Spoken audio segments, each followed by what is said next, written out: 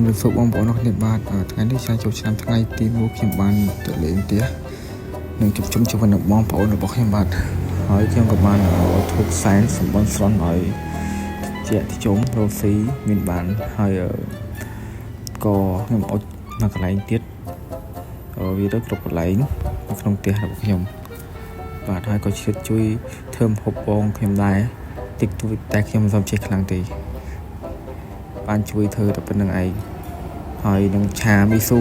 សម្រាប់យកទៅវត្តថ្ងៃចូលឆ្នាំថ្ងៃទី1បងប្អូននេះបាទឥឡូវមើលអាក្មួយក្បាក់ខូចវាកំពុងកោនិងក្មួយទី2ស្អាតរងហើយប្រុសស្អាតបាទហើយខ្ញុំក៏ត្រៀមទៅវត្តបន្តិចទៀតនេះបងប្អូនអរគុណ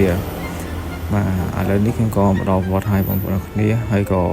រៀបចំចេញពីវត្តទៅផ្ទះវិញបងប្អូនអរគុណវីដេអូនេះវាអត់មានច្រើនទេក៏ចង់ចែកម្លែកខ្ញុំបានមកលេងផ្ទះនឹងចូលឆ្នាំថ្ងៃទី1ឥឡូវបានមកដល់ផ្ទះបងប្អូននេះ